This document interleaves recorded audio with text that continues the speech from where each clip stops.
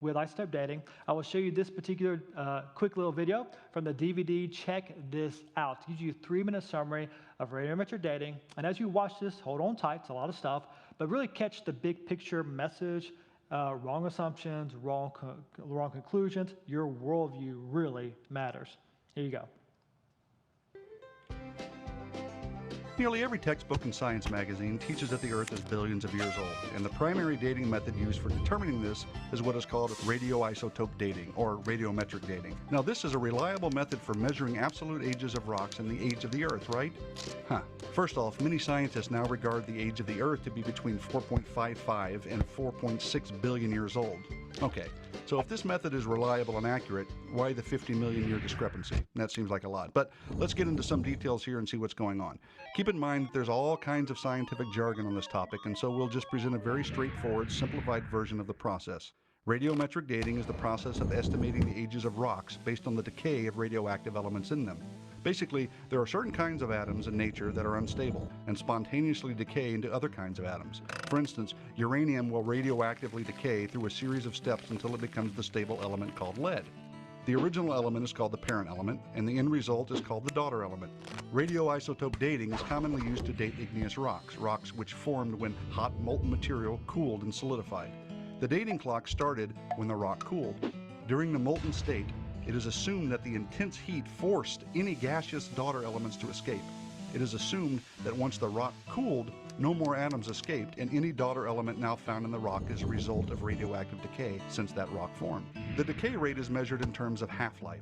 That is the length of time it takes half of the remaining atoms of a radioactive parent element to decay. Now, of course, that can be measured in a laboratory, and it is assumed that since we know the decay rate, we can calculate backwards and come up with the age of the rock. But is that all there is to it? Here's where it gets tricky. It's true we can measure a decay rate using observational science, but there's another kind of science that is required to accurately calculate dates for rocks, and that is what we call historical science. Historical science deals with the things in the past, and therefore it cannot be repeated and tested. Dating methods require both types of science, because in order to get accurate rock dates, one would have to accurately know both the decay rate and the initial conditions of the rock sample, right? Since radioisotope dating uses both types of science, we can't directly measure the ages of rocks. There are assumptions involved. For instance, how do we know what the initial conditions were in the rock sample? How do we know the amounts of parent or daughter elements now in that sample haven't been altered by other processes in the past? How does someone know the decay rate has remained constant since the rock formed? The answer is they don't. Let's simplify here and talk about a typical hourglass. Let's say you walk into a room and you see an hourglass with sand at the top and sand at the bottom, and some sand sprinkling from the top chamber to the bottom. Well, observational science would allow us to see and measure the sand, and then calculate how long the hourglass has been running, right? We could make our sand measurements and then calculate when the hourglass was turned over, right? Well, those calculations could be wrong, because we may have failed to consider some major assumptions, like, was there any sand at the bottom when the hourglass was turned over? Has any sand been added or taken out of the hourglass? Has the sand always been falling at a constant rate? Since we did not observe the initial conditions when the hourglass started, and we haven't been watching the sand all the time since then, we must make assumptions. All three of those assumptions can affect our time calculations. Now, of course, there's more to understanding all of this, but enough said. Hopefully you got all that. It's a lot of information, I understand. But again, the big picture perspective, notice this. All secular dating methods are based on observations in the present and assumptions about the past. Nothing comes with a label on it. Radioisotopes don't have a label. Rock layers, bones don't come with labels. You must interpret them with a worldview. And again, wrong assumptions, wrong conclusions. And this is why the secularists are so wrong on these issues. Notice the secularists, before they engage the evidence, they assume the Bible's history is not true. They assume there was no supernatural creation. There was no global flood. They're explaining only things with only natural processes. Before they engage the evidence, they're not being neutral. And bear in mind, the evidence does not speak. It must be interpreted with a worldview, and a person speaks based on their worldview and their interpretation. So, all that being said, even if radiometric dating worked perfectly, it would not prove millions of years because of the faulty secular assumptions that drive their wrong interpretations. But guys, it's the opposite of perfect. I could show you hundreds of examples of the inconsistencies of radiometric dating. Here are a few quick examples for the sake of time. Using carbon-14 dating, Part of a mammoth was dated to be 29,000 years old. Another part of the same mammoth dated to be 44,000 years old. And that is a very slow birth. Freshly killed seals dated over 1,300 years of age with carbon-14 dating. That's off by more than 1,000%. We're looking at other dating methods like potassium-argon dating. This one's often used to date igneous rocks. And that's lava flows that have occurred, they've cooled, and turned into stone. And this one is a good one to test. Why? Well, because we know when in history when certain lava flows occurred, when they cooled and turned into stone. So, we can date those rocks of historical known age with the method to see if it's somewhat accurate. Here are a few examples. I could show you literally hundreds if time permitted. For example, rocks that formed back in 1972. Lava flows occurred, cooled, we saw it, we recorded it. The rocks formed in 1972. They were dated with potassium-argon dating to be 210,000 to 490,000 years old. Actual known age at the time they were dated was roughly 30. Rocks that formed back in 1954 over in New Zealand were dated between 3.3 and 3.7 million years old. Actual age at the time of the dating was around 50. Rocks that formed back in 1959 over in Hawaii were dated between 1 and 15 million years of age. Actual known age was roughly 40, and notice the huge margin of error. Or maybe you remember Mount St. Helens erupting back in 1980. And from that eruption, rocks formed, and subsequent eruptions, these rocks formed back in 1980 and past that. Those rocks were dated with potassium-argon dating to be roughly 340,000 to 2.8 million years old. Now notice that's a 700% margin of error. And also realize that if you can remember that event, you must be older than you thought you were, all right? These rocks were actually 12 years old when they were dated. And I could just go on and on and on. And then on top of this, did you realize that pretty much the vast majority of dating methods, watch this, even using the secularist own assumptions of uniformitarianism and naturalism, still confirm a very young Earth consistent with the biblical worldview and impossible for evolution. A few examples of this. Comets are big, muddy snowballs out in space. And even the biggest comets with the longest orbits shouldn't last more than 100,000 years. Okay, well then the question then comes, why are comets still literally everywhere? Because according to secular thinking, comets formed with our solar system roughly 4.5 billion years ago. And guys, there is no observed source of replenishment. They should have been gone a long time ago, yet they're still all over the place. Makes sense in the biblical worldview, does not make sense in evolutionary thinking. Or the moon. We are losing the moon around 2 inches per year due to tidal friction and other issues. Now, if the moon is moving away from us, that means in the past it used to be closer, right? Now, if you go back a few million years in time, the moon will be so close to the earth, it will destroy the earth twice a day.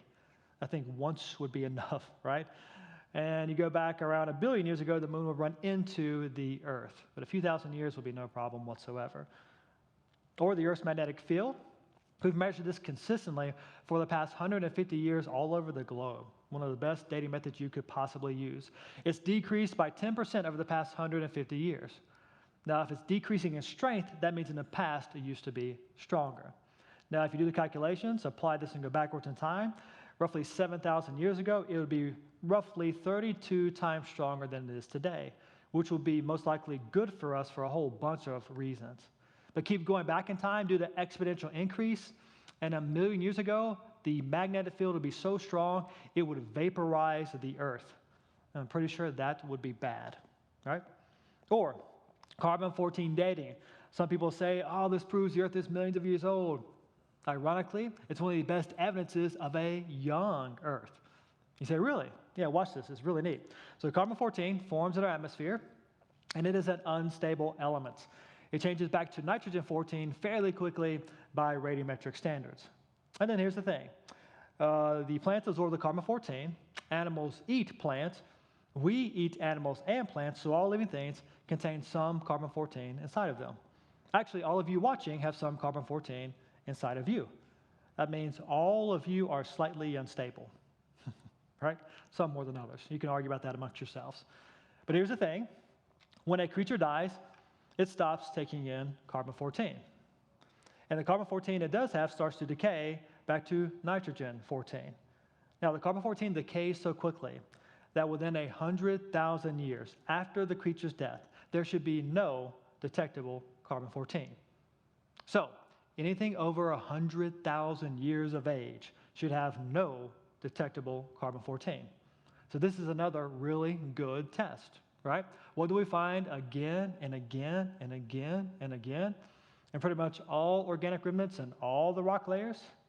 Guys, we find large amounts of carbon-14 in pretty much all of those remnants and all those rock layers, top to bottom. We find the carbon-14 in all the major coal seams, upper, middle, and lower. We find carbon-14 in diamonds all the time, and that really blows the secularist mind. Because diamonds are thought to be billions of years old, and there's no way to contaminate a diamond. How is carbon-14 still inside? Right answer? They're just not that old. We find carbon-14 in dinosaur bones all the time. Great confirmation of the biblical timescale. Or other observations. We can measure how fast a desert grows based on present-day observations, based on uniformitarianism, again, the secularist own worldview. And based on the current rate of growth, the largest desert in the world is roughly 4,000 years of age. Now, I've got a question. Why is the largest desert in the world plausibly 4,000 years of age? I've got a good theory about that. I'll come back to that here in a moment. Or the Great Barrier Reef over in Australia, part of this was destroyed back in World War II. Part of the reef was destroyed, and some scientists watched that reef grow back for 20 years, which had to be boring, all right? But it grew back actually so quickly, they said, wow, at this quick rate of growth, this entire reef, based on this rate we observe today, could have grown in less 4,200 years. Huh.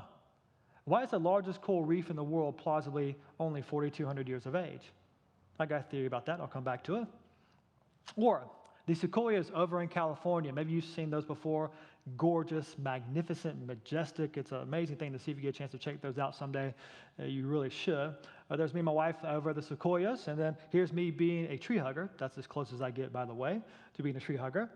But the sequoias are huge, and they have no natural enemies except man and really huge natural catastrophes. Yet none of them, even by secular dating methods, are over 4,000 years of age. Why is that? Why do we find carbon-14 in diamonds? Why is the largest desert plausibly 4,000 years of age? Why are comets still around? Why is the magnetic field the strength that it's at right now? Why do we observe all these observations consistent with the biblical worldview? Guys, here's my theory. I think around 6,000 years ago, God made everything, as his word clearly says. And around 4,500 years ago, there was a global flood that wrecked this world, destroyed this world, and reset all those things. And then they began to form like deserts and reefs after the flood. And real science and real observations confirms that again and again and again and again. And guys, here's why. And please grab this. This is so important. The secular world, this shouldn't be surprising to us. The secular world is wrong. You see, the present is not the key to the past. You know what is? God's Word. God's Word is the key to the past, the present, and the future. God's Word gets everything right. We can trust all that it says because it is perfect and infallible from our perfect, infallible Creator, God. And again, real science confirms this, but you won't hear about this. Why? Because the secularists must have their hero to save evolution from all this contrary evidence. Time is their hero. I think what's happened can be summarized nicely by a little story of three boys, three brothers, all of whom love to have bananas in their cereal. And one morning, the youngest brother, he got up first, and he got the last banana. And he was so happy because he'd finally kind of pulled one over on his older brothers. But if you're out there and you've got older siblings, then you know they don't ask you for anything, do they? They either trick you and take it somehow, or they beat you up and just take it by force. And these two older brothers said, hey, brother, is that the last banana? He's like, yeah, and I got it. He was so happy. But then they said to their brother, hey, little brother, do you even know how bananas are made? He said, no. They said, well, little brother, you see, there are these spiders over in South America. And when they die, their legs fold down and mold grows all around their legs. And really, bananas are old, moldy spider legs. He said, no, they're not. You guys are lying to me. You just want my banana. But they said, no, brother, it's true. If you cut the banana open, you'll see the black spots where the legs used to be. Mean, but clever, right? Because they understood. If you want to sell a lie, the best way to sell a lie is to incorporate some truth. And that's what we do with rat poison. Rat poison is 99.995% good food. It's the 0.005 the rat really should be worried about. And guys, in a very similar way, there's lots of really good operational science making amazing advances in technology and medicines in the world around us today. But hear me, it is the poison of uniformitarianism based in the worldview of naturalism that's causing so many today to get the wrong conclusions about the unseen past based in a secular ideology. But guys, here's the thing. Let's be fair and clear. Don't we expect a secular world to have a secular mindset? That's really not that surprising, right? So we should not be surprised that they've embraced that secular ideology. That's their foundation, of course. But here's the bigger problem. Infinitely bigger problem. And that is this. Many Christians today, and now for multiple generations, have swallowed that same poison. And the results have been catastrophic. You see, let me show you what happened. In the early 1800s, when the idea of millions of years became very popular, and science says the earth is millions of years old, many theologians at that time, probably with really good intentions, started to say, wow, okay, well, if science has proven it, well, then somehow we got to squeeze this idea into God's word, this idea of millions of years. And many theologians, really starting over in England and Europe and spread around the world to America after that, started doing something called eisegesis. And guys, this is how we are never to read the Bible eisegetically. This means to read into. This is to take an idea that's not natural in the text, but you try to squeeze it into the text because you think the text should say that idea. That is eisegesis. And many began to do that with millions of years in the early 1800s. And so they began to reinterpret that word day in Genesis. They said maybe those days in Genesis aren't regular 24-hour days despite the context. Maybe they're just long periods of time to make it square with millions of years. And you get something called the day-age theory. You've probably heard of this before. This came along in the early 1800s because that's when millions of years became popular in our modern incarnation of it. And so it became popular then. And typically the biblical evidence quoted for this particular view is verses like this one. 2 Peter 3:8, where it says this, don't forget this one thing, beloved, that with the Lord, a day is like 1,000 years. And so many people will jump on that bandwagon, and I did it for a long time in my younger years, and say, see, a day is like 1,000 years. Maybe those days aren't real, literal periods of time back in Genesis. But now today, we encourage people to read the rest of the verse. And 1,000 years is as one day. Kind of cancels that right out, doesn't it? And guys, notice, please notice the context of this particular verse. This verse, literally in context, has nothing to do with how we understand the word day, especially back in the book of Genesis. This word is about God and his patience. And his patience waiting for those to be saved who will be saved, and that he's not bound by time because he lives outside of time. It's about his patience and his attributes. This verse, hear me, has nothing whatsoever to do with how we understand the word day, especially way back in the book of Genesis.